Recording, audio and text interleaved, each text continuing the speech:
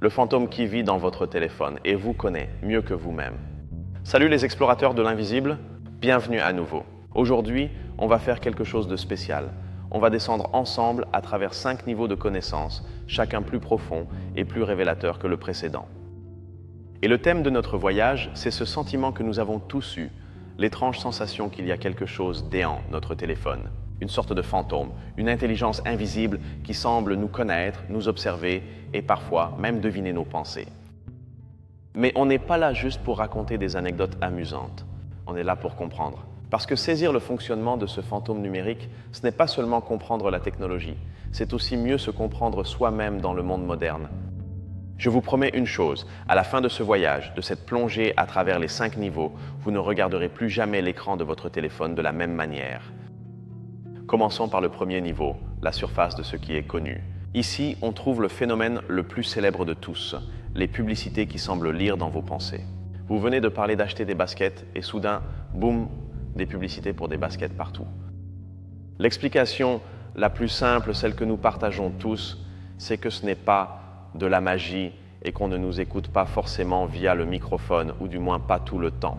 C'est simplement que nos clics, nos recherches et les pages que nous visitons laissent une trace, comme des miettes de pain dans la forêt numérique. Un autre aspect populaire qui vit à cette surface, c'est la fameuse page « Pour vous » ou les recommandations de vidéos. Cette liste infinie de contenus qui semble conçue à la perfection pour nous maintenir rivés à l'écran. Et cela affecte directement notre comportement quotidien. Le fantôme ne sait pas seulement ce que vous aimez, mais il décide ce que vous verrez ensuite, quelles chansons vous écouterez, quelles nouvelles vous lirez. Il façonne subtilement notre journée. L'exemple le plus universel, c'est celui des vacances. Vous cherchez des informations sur un voyage à la plage et pendant les 2 semaines suivantes, Internet se transforme en un catalogue géant de vols, d'hôtels et de crème solaire. Ça vous est déjà arrivé, n'est-ce pas? Et un troisième fait fondamental de cette couche superficielle, le suivi de localisation. Votre téléphone sait où vous vivez, où vous travaillez, quel café vous fréquentez. Il connaît votre routine mieux que personne. À l'origine, tout cela est né d'une bonne intention. Le contexte historique, c'est que ça a été conçu pour être utile, pour vous aider à trouver l'itinéraire le plus rapide pour rentrer chez vous ou pour vous recommander un bon restaurant près de chez vous. Imaginez que c'est une histoire qui a commencé par un petit arrangement. On a accepté de céder un peu d'informations en échange d'une carte gratuite ou d'une application amusante. Mais ce petit arrangement, répété des milliards de fois, est devenu sans qu'on s'en rende compte le plus grand système de surveillance de l'histoire de l'humanité. Tout ce que nous venons de mentionner, les publicités, les recommandations, la localisation, n'est que la partie émergée de l'iceberg. C'est ce que le fantôme nous laisse entrevoir à la surface de l'eau. Mais si c'est ce qu'on voit en surface, quels mécanismes secrets le meuvent en dessous? Bienvenue au niveau 2, les mécanismes cachés. Et voici la première grande révélation. Il ne s'agit pas seulement de données isolées. Les entreprises construisent avec elles un profil fantôme de vous, un avatar numérique, un modèle de votre personnalité. Et c'est crucial que vous compreniez ceci. Ils ne savent pas seulement que vous avez cherché des baskets. Ils connaissent votre âge approximatif, vos revenus potentiels, vos intérêts politiques, si vous êtes en couple, si vous êtes introverti ou extraverti. Ils sont en train de construire une version de vous. Maintenant, cette connaissance a une application duale, un double tranchant. Commençons par l'opportunité. Sachant cela, vous pouvez entraîner votre fantôme. Vous pouvez le nourrir consciemment avec le genre de personne que vous voulez devenir. Par exemple, si vous voulez en apprendre davantage sur l'astronomie, commencez à chercher, lire et regarder des vidéos sur le sujet de manière intentionnelle. En peu de temps, votre téléphone deviendra une incroyable machine à curer du contenu, vous apportant des documentaires, des articles et des cours que vous n'auriez pas trouvés autrement. Mais voici le revers de la médaille, le risque. Ce mécanisme peut aussi créer des spirales négatives très dangereuses. Le fantôme ne fait pas la distinction entre ce qui est bon ou mauvais pour vous. Si un jour vous vous sentez un peu triste et que vous commencez à consommer du contenu négatif ou pessimiste, l'algorithme le détectera et vous en donnera plus, pensant que c'est ce que vous voulez. Il peut vous enfermer dans une bulle de négativité, renforçant vos pires impulsions. Tout ce système est régi par une règle invisible qui contrôle tout. Ce n'est pas une règle d'éthique ni de qualité, c'est l'implacable règle de l'engagement. Laissez-moi vous expliquer cette règle. Le système ne se soucie pas de savoir si une information est vraie ou fausse, si une vidéo est éducative ou complètement inutile. Une seule chose lui importe, votre réaction. Un j'aime, un commentaire, un partage ou même le simple fait de vous arrêter pour regarder une photo pendant 2 secondes est une victoire pour le système. C'est pourquoi le contenu le plus polémique, le plus révoltant ou le plus extrême devient si souvent viral. Ce n'est pas parce que c'est le meilleur, mais parce qu'il est conçu pour provoquer une réaction émotionnelle immédiate. Il capte votre attention, et pour l'algorithme, c'est la seule chose qui compte. Et la structure interne de tout ça est encore plus complexe. Quand vous laissez vos données dans une application, elles n'y restent pas toujours. Il existe toute une industrie cachée de courtiers en données, des entreprises qui achètent et vendent des profils fantômes en gros. Ce mécanisme est directement lié à un biais cognitif très puissant, une sorte de faille dans notre système d'exploitation mentale, le biais de confirmation. Ce biais est en essence un défaut de fabrication de notre cerveau. Notre cerveau adore, il est fasciné par les informations qui confirment ce qu'il croit déjà. C'est plus facile, ça consomme moins d'énergie et ça nous donne l'impression d'être intelligent. L'algorithme le sait et l'exploite à la perfection. Mais nous pouvons le contrecarrer. Une stratégie mentale très puissante est de rechercher activement le désaccord. Consacrer 5 minutes par jour à lire ou à regarder quelque chose d'une source qui a, vous le savez, une opinion complètement opposée à la vôtre. C'est inconfortable, mais c'est comme une salle de sport pour votre esprit critique. Alors, à partir de maintenant, quand vous verrez un titre qui vous fera penser « bien sûr, je le savais », faites une pause. Activez l'alerte. Soyez doublement sceptique. Demandez-vous « est-ce vraiment vrai ou est-ce simplement de la musique à mes oreilles ?» Pensons à la façon dont une simple habitude a façonné tout cela. Le bouton « j'aime » par exemple. Ces créateurs ont raconté que leur intention originale était seulement une manière rapide de dire « je l'ai vu » ou « intéressant ». Un simple outil de feedback. La morale de cette histoire, c'est que nous, en tant que société, avons pris cet outil et l'avons transformé en un thermomètre de notre estime de soi et de notre validation sociale. Le fantôme ne nous a pas forcés, il nous a simplement donné l'outil et notre propre psychologie humaine a fait le reste. Et tout ce que nous avons vu à ce niveau nous mène à une déduction clé, la plus importante pour notre vie réelle. Retenez cette règle générale. Si sur Internet un service est gratuit, vous n'êtes pas le client. Vous êtes le produit. Le produit vendu aux annonceurs, c'est votre attention et votre profil fantôme. Alors, la prochaine fois que vous utiliserez un réseau social gratuit, rappelez-vous que vous payez, mais la monnaie, c'est votre propre information. Comprendre cela vous donne du pouvoir. Vous cessez d'être un simple utilisateur passif et vous devenez un participant conscient du système. Et ça, croyez-moi, ça change tout. Mais si vous pensiez que c'était clair, préparez-vous, parce qu'ici, l'histoire tourne au véritable chaos. Bienvenue au niveau 3, le chaos de la réalité. C'est ici que surgissent les débats et les complexités. Et la première grande controverse est où se situe la limite entre la personnalisation et la manipulation. D'un côté, les entreprises technologiques disent « Nous vous montrons juste des choses qui vont vous plaire, nous vous simplifions la vie ».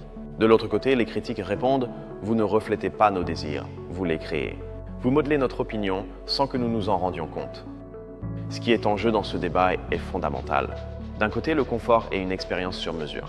De l'autre, notre autonomie, notre capacité à prendre des décisions libres sans être subtilement poussé dans une direction. Et cela nous pousse à remettre en question une croyance populaire très ancrée, l'idée que moi ça ne m'atteint pas, je suis trop intelligent pour me faire manipuler par les publicités. C'est un peu comme le mythe du mode incognito sur les navigateurs. Beaucoup croient qu'en l'utilisant, ils sont invisibles sur le web. La réalité, c'est que ça empêche juste l'historique d'être enregistré sur votre appareil, mais les pages que vous visitez et votre fournisseur d'accès Internet savent toujours parfaitement qui vous êtes et où vous avez été. Et on adore croire à ces mythes parce qu'ils nous redonnent une sensation de contrôle, une illusion de confidentialité. C'est une sorte de couverture psychologique qui nous fait nous sentir en sécurité dans un monde numérique dont on devine au fond qu'on ne contrôle absolument rien. Ceci nous mène à une paradoxe fascinante que les chercheurs appellent la paradoxa de la vie privée. Dans les sondages, nous affirmons tous attacher une immense valeur à notre vie privée. Mais en pratique, nous la sacrifions chaque jour pour la moindre commodité. Une réduction, un test de personnalité amusant ou le simple fait de ne pas avoir à créer un nouveau mot de passe. Cela devient un dilemme philosophique sans réponse facile. Quelle quantité de liberté personnelle sommes-nous prêts à sacrifier en échange de sécurité et de confort? Il n'y a pas de bonne réponse universelle. Maintenant, adoptons un instant un point de vue véritablement critique. Pensons à l'objection éthique. On accepte qu'ils utilisent notre fantôme numérique pour nous vendre des pizzas. Mais et s'ils l'utilisaient pour influencer des élections? Ou pour créer un système de score social qui déciderait si vous pouvez acheter un billet de train ou non? Parce que cette dernière chose n'est pas de la science-fiction, ça se passe déjà dans certaines parties du monde. Et ici surgit une autre controverse clé, celle des bulles de filtre ou chambres d'écho. Si on analyse cela sur la durée, le changement est brutal. Il y a quelques décennies, la plupart des gens s'informaient via une poignée de grands médias.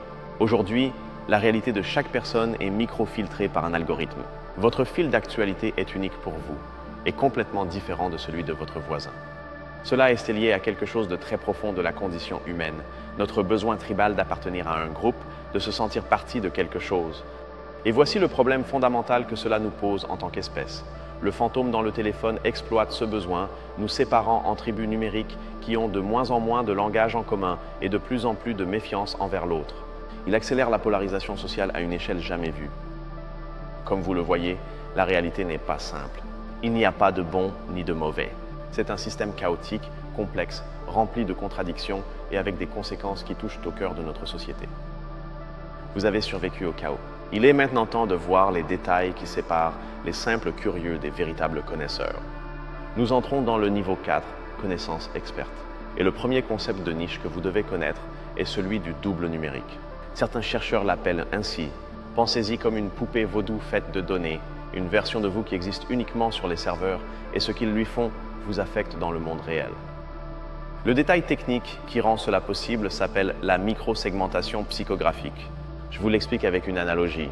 La publicité classique, c'est comme un vendeur qui crie son offre au milieu d'une place. La microsegmentation psychographique, c'est comme un mentaliste qui s'assied avec vous, connaît vos peurs, vos espoirs, votre type de personnalité et vous murmure l'argument de vente parfait au moment de votre plus grande faiblesse. Maintenant, imaginez que ce mentaliste peut faire cela avec des millions de personnes à la fois.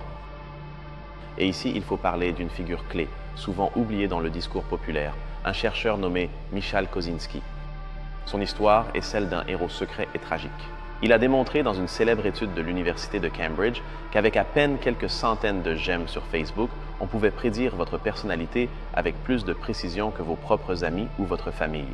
Il a découvert le pouvoir de ce fantôme et, immédiatement, a alerté le monde de ses dangers. Ceci nous mène à une théorie alternative, presque rebelle. L'idée que, peut-être, nous n'avons pas des préférences aussi stables que nous le pensons, et que l'algorithme ne les découvre pas mais les crée. C'est une perspective qui bouscule tout. Peut-être que le fantôme numérique n'est pas un reflet de qui nous sommes. Peut-être que nous, petit à petit, sommes en train de devenir un reflet du fantôme. Nous commençons à agir comme la version simplifiée et prévisible que l'algorithme a créée de nous. Et maintenant, un détail de la recherche scientifique qui va totalement à l'encontre de l'intuition. Des études de centres comme Microsoft Research ont révélé que, souvent, les données les plus prédictives sur vous ne sont pas vos propres données. Ce sont les données de vos amis et contacts. Cela heurte notre intuition car nous aimons penser que nous sommes des individus souverains. Mais la réalité, c'est que nous sommes des êtres sociaux. Ils peuvent savoir ce que vous allez faire ou acheter en se basant uniquement sur le comportement des personnes qui vous entourent, même si vous avez protégé vos informations au maximum. Maintenant, connectons toutes les pièces. Le fantôme dans votre téléphone n'est pas fait uniquement de vos recherches. Il est fait du biais de confirmation de votre cerveau, de la règle invisible de l'engagement, des données de vos amis et de l'historique de chaque endroit où vous avez été. Et voici le moment Eureka. Ce n'est pas un fantôme, c'est un écosystème. C'est une nouvelle forme de vie numérique qui a grandi entrelacée avec la nôtre, se nourrissant de notre attention et de notre humanité. Atteindre ce niveau de détail nous donne une vision beaucoup plus authentique et profonde. Cela nous permet de dépasser le simple « mon téléphone m'espionne » pour comprendre les structures cachées qui régissent une grande partie de notre vie moderne. À partir d'ici, nous entrons en terrain inconnu. Oserez-vous regarder vers la dernière frontière? Vous êtes au niveau 5, la frontière finale. Spéculation et émerveillement. Et la première idée futuriste est inévitable. Qu'arrive-t-il à votre fantôme numérique quand vous mourrez? Le concept de patrimoine numérique. Si nous projetons cela à 100 ans dans le futur, pourrions-nous utiliser ces profils fantômes incroyablement détaillés pour créer des simulations interactives d'intelligence artificielle de personnes décédées? Imaginez pouvoir parler avec une version numérique de votre arrière-grand-mère. Et c'est ici que la science se heurte à ses propres limites. La science peut construire le modèle, elle peut reproduire les schémas de parole et les souvenirs. Mais peut-elle reproduire l'expérience subjective? Peut-elle, en définitive, reproduire la conscience? À ce point, la science s'arrête et la philosophie doit prendre le relais. Qu'est-ce que c'est que d'être vous? Êtes-vous la somme de vos souvenirs, vos schémas de comportement? Si une intelligence artificielle peut reproduire tout cela à la perfection, à quel moment devient-elle une personne? L'implication philosophique est vertigineuse. Si votre identité, votre essence peut être copiée, stockée et reproduite, que signifie cela pour l'idée d'une âme unique ou d'un moi irremplaçable? Sommes-nous au final de simples motifs d'information incroyablement complexes? et cette idée est directement liée à l'avenir de l'humanité. Ah, ce n'est pas qu'un simple jeu de science-fiction. Imaginez utiliser les données agrégées de tous les fantômes numériques de manière anonyme et éthique pour créer une carte de la conscience collective. Nous pourrions anticiper les crises économiques, les poussées de maladies mentales ou les pandémies. Maîtriser cette connaissance pourrait être la clé pour résoudre les plus grands problèmes de notre temps. Et voici la dernière idée, l'affirmation la plus provocatrice de tout ce voyage. Peut-être que la prochaine étape de l'évolution humaine ne sera pas biologique. Peut-être sera-ce la fusion progressive de notre être biologique avec nos doubles numériques, créant une nouvelle forme de conscience hybride que nous ne pouvons même pas encore commencer à comprendre. Et avec cette idée, notre descente à travers les 5 niveaux s'achève. Respirez profondément. Contemplez un instant le panorama complet que nous avons parcouru ensemble. Vous souvenez-vous où nous avons commencé ? Au début de la vidéo, en surface, nous parlions de quelque chose d'aussi familier et presque trivial qu'une publicité pour des baskets qui vous poursuit sur Internet. Maintenant, préparez-vous pour le contraste final.